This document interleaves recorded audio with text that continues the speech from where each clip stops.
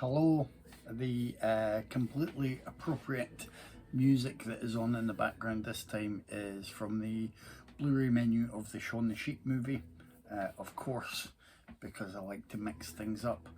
But the point of the video this week is to show a little bit of shopping, a few box sets, mainly from Indicator, but to celebrate some nice Hammer goodies. Hammer is excellent. I think this is a DVD box set that everyone should have. I'm going to lean forward a bit.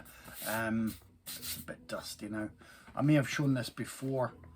It's just a really lovely set. I think people possibly overlook it now because it's DVD only, but for a fine kind of a starter pack for Hammer films, you can't get much better than this. And there were years when this was just going down and down in price in HMV. I think I ended up getting it for about £20. You've got your Draculas, your Frankensteins, not all of them, but you've got a good selection. You've got, more importantly, the likes of Plague of the Zombies, which is one of the best zombie films ever, with an iconic scene in there. You've got The Nanny, which is superb stuff, and you've got The Devil Rides Out, but you also have To the Devil a Daughter, so it kind of evens out. You've got some weird examples of their travails into more fantasy work, kind of Viking Queen stuff, and what it did with She. They've got those on there, 1 million years BC, with the famous imagery. But for horror fans, I still say, if you can see this anywhere, pick it up. If it's in a charity shop, pick it up. If you are near an HMV or a FOP and they still have these and they're still going really cheaply for what you get, I think you get about 21 films on there. You can't really go wrong, and some of the ones I mentioned are up there with the best. Also has Quatermass in the Pit on there, which is a personal favourite of mine. Fantastic.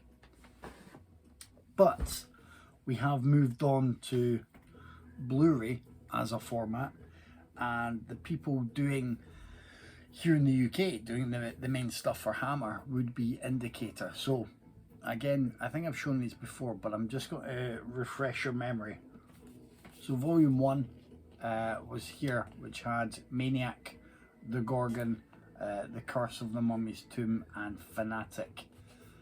I've still to work my way through all of these in the sets. I've seen The Gorgon, which is was good, enjoyable, and I've seen The Curse of the Mummy's Tomb, which I can't remember all that well. I think the one I remember best is Blood from the Mummy's Tomb, I think, because there's a lovely Valerie Leon in a main role there. But this was a good start. This is sold out in most places now, so again, if you see this at a good price, I would try and get this and then try and get the rest that I'm going to go through just now. That was volume 1, and say I recommend at least 2 of them for the films. That's before we get to the mass of extra features and stuff, the commentaries, the behind the scenes stuff. Every one of these sets, and there's now 6, is just like a Hammer film fan's wet dream for these. So that's volume 1. Volume 2 is more based on kind of crime thrillers. The Snorkel was a film I hadn't watched until I got this set. It's absolutely one of the sort of best new discoveries to me that I saw in the last few years. Certainly not knowing it was a Hammer film, not knowing anything about it at all, it's properly superb. I've still not watched Never Take Sweets from a Stranger, which has a very good reputation.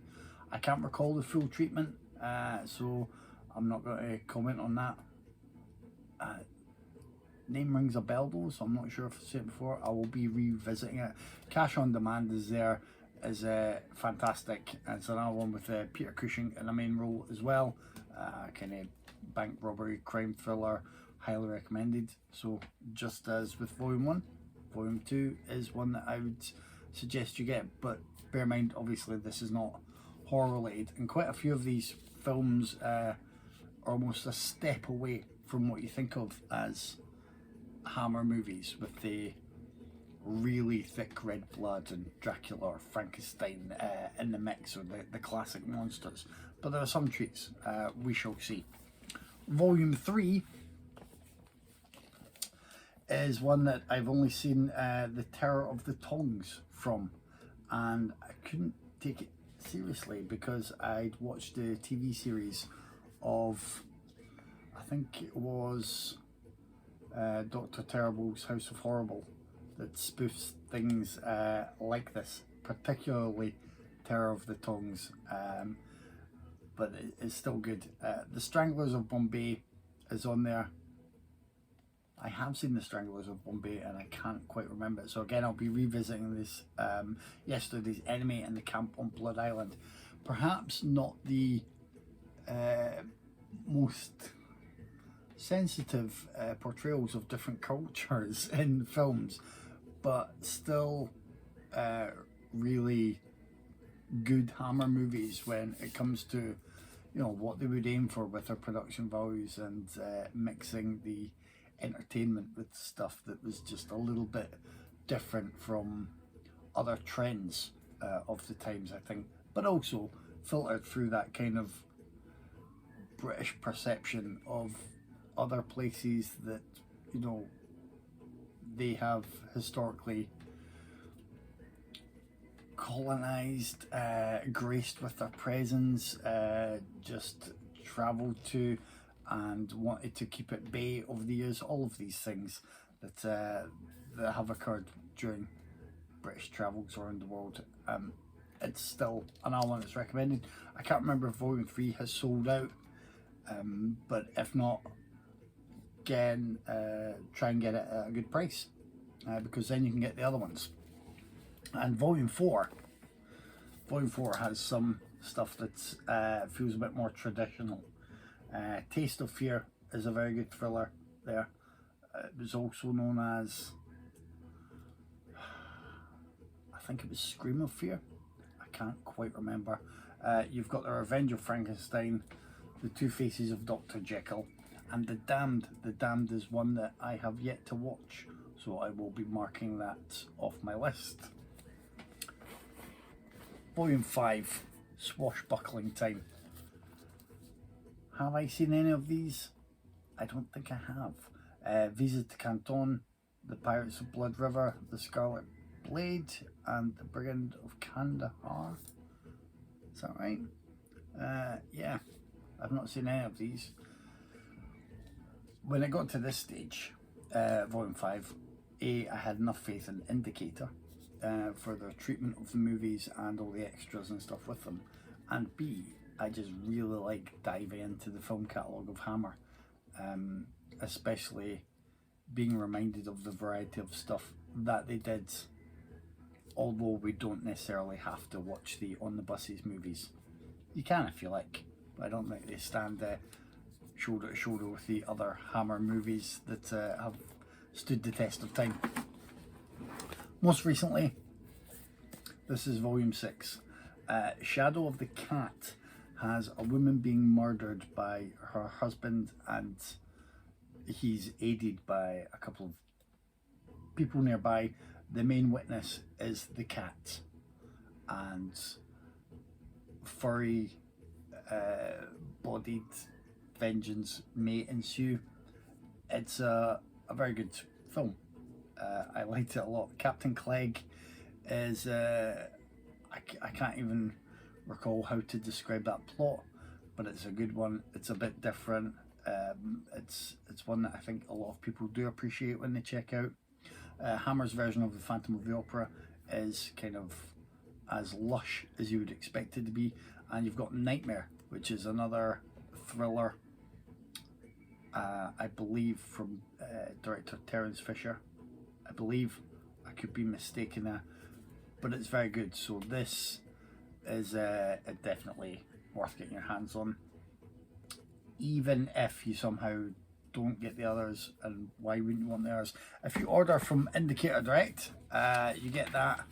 You get a lovely double-sided poster. Let me see. I'm not sure where I shall be putting that.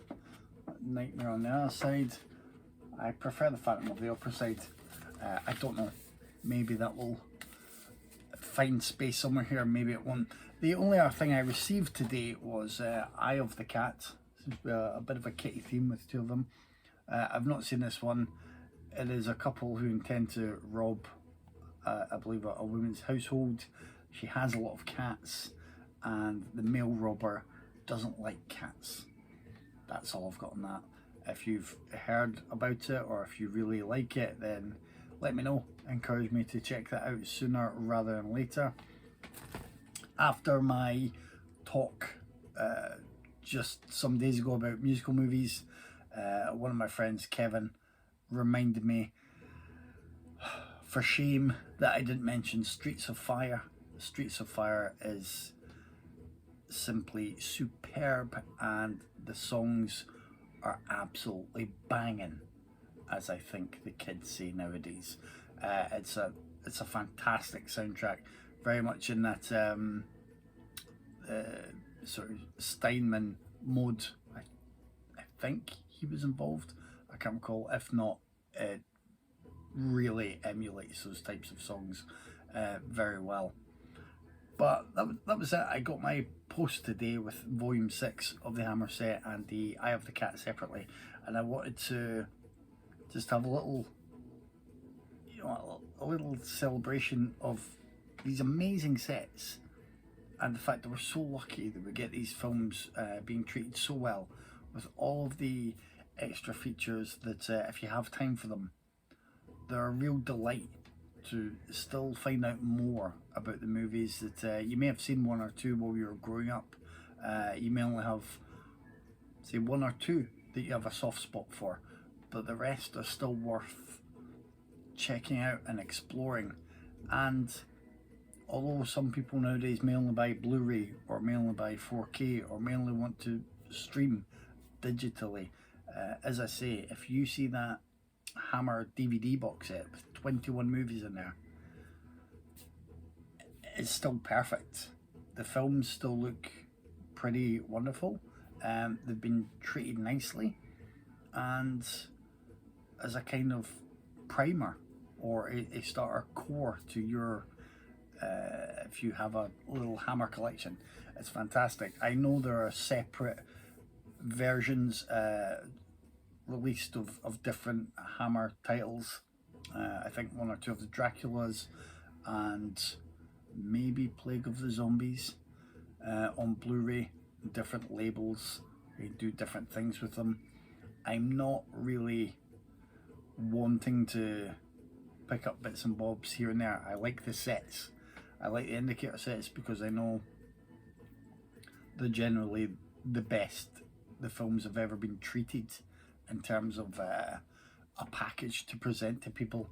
And I like the DVD set that I have because I've held on to it for years, and it's just a wonderful little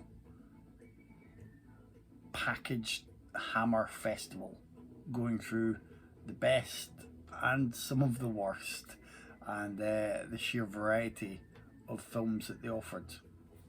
They weren't always successful at what they tried. They weren't always really that relevant, certainly by the time it was getting towards the end of their main period of production. You see stuff like To the Devil a Daughter, and it feels out of step with so much else that was going on in cinema at the time.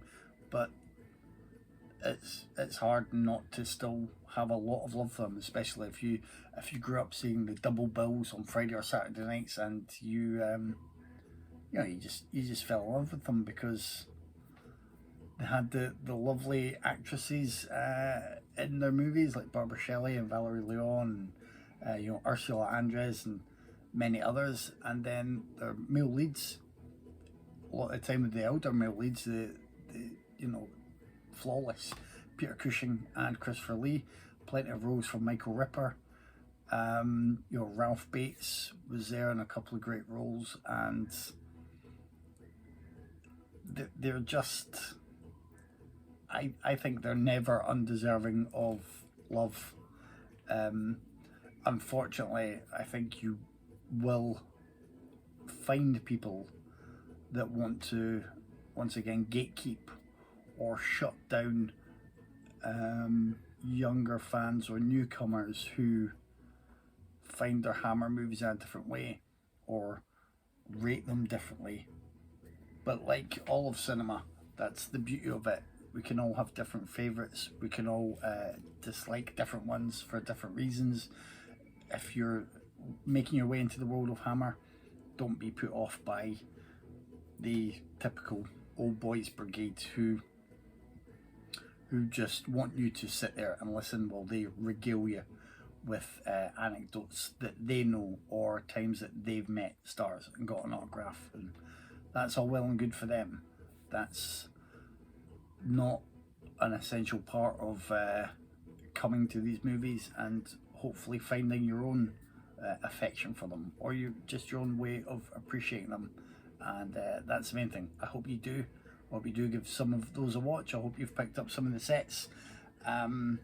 And I hope you check out some of the lesser known titles, particularly the Snorkel, which I think is,